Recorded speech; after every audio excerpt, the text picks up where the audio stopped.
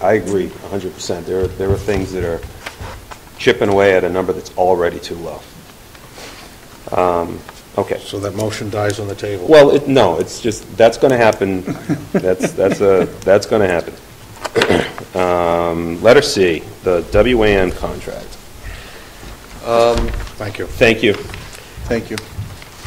At the end of the agenda, you have the request to go into executive session. Whenever we negotiate contracts, I think it behooves the school committee to take a look at the contracts, deliberate on them, perhaps engage in negotiations, and then come out of the executive session to approve and vote on contracts.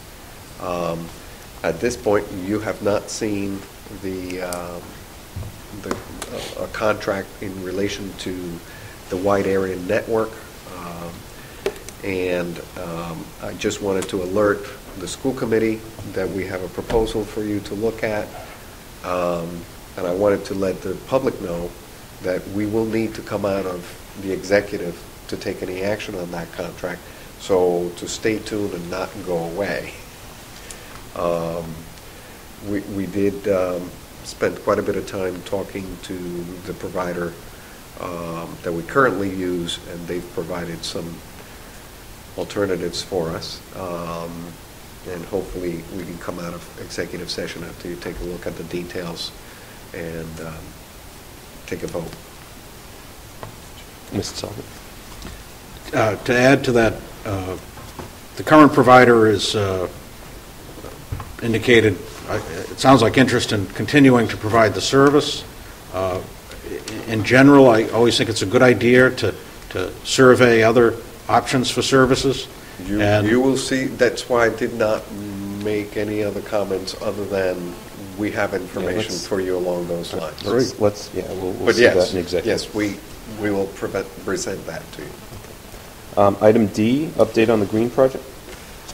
Similarly, we did have a meeting of the building subcommittee for the school committee. We interviewed two organizations, two companies that would provide what's called the Owner's Project Manager services. We went through a tally format to evaluate the two companies that were interviewed, and tonight at executive session I'm bringing to you the contract for the company that was basically rated at the highest level. And hopefully, again, we'll come out of executive session with that. As a result, maybe have a vote. If there's huge issues, then we'll have to figure out how we deal with those. But I'll be bringing that contract before you for review. Okay. Thank you. Item E, the budget for fiscal year 12 for town review. If I may, please, Dr. Cawley.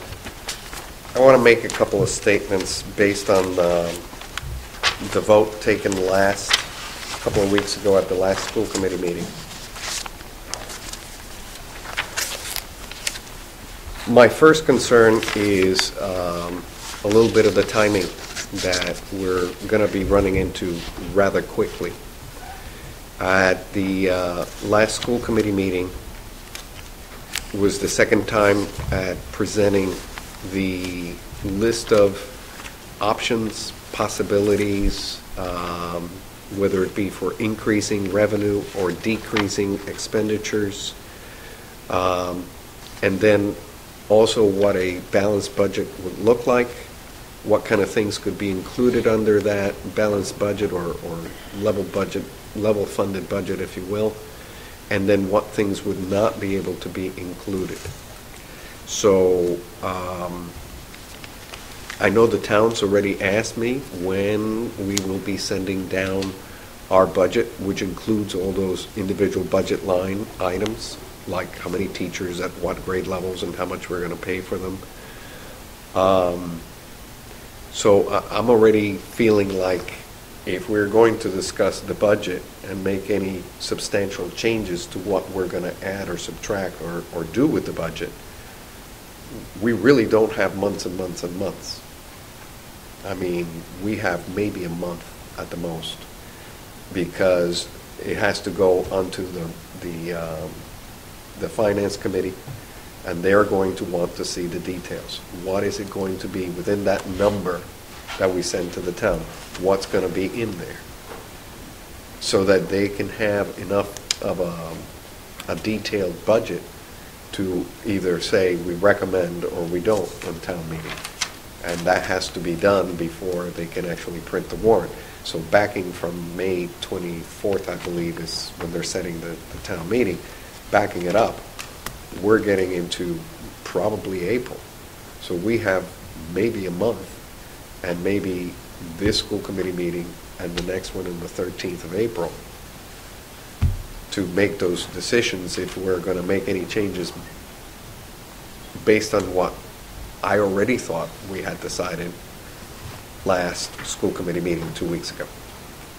So I want to put that in the context that I would like the school committee to reconsider that vote that they took at the last school committee meeting. I know that there are people in the community that would like for us to not provide any salary increases to anybody. However, I'm going to stand here, and I know I'll take some heat for it, but I'm going to go back and say that I am recommending that we put some money aside for negotiations and for the administrators, and I'm going to advocate for my staff. When I look around the area, when I look at other districts that are seeing the same economy we're seeing, that are seeing the same issues in terms of unemployment, in terms of loss of jobs, they're providing their staff with some amount of increase. Not huge amounts, and I don't think we're asking for that, and I don't think we're trying to negotiate giving away the store, so to speak. So I'm still advocating for my staff, not just the administrators, but the teaching staff and everybody else in between, that they should at least get some consideration. And if we don't have money in the budget, then I'm going to tell you that I will look for other ways to do it, if possible, within the budget. And my recommendations will follow that line of thought. My concern is that at the end of the day, I have to work with these people, and we have to have a good relationship with them. And I think the message sent out at the last school committee meeting, I don't think was well thought out, and therefore I'm asking you to reconsider that.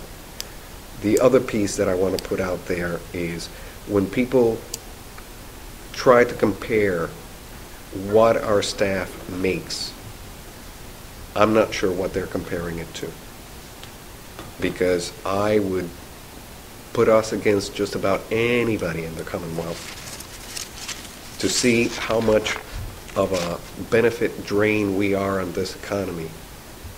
We have the lowest health policies allowed by law. Most of the places are cutting down from 80% to 90% copays. We're already at 50%, which is the lowest allowed by the law.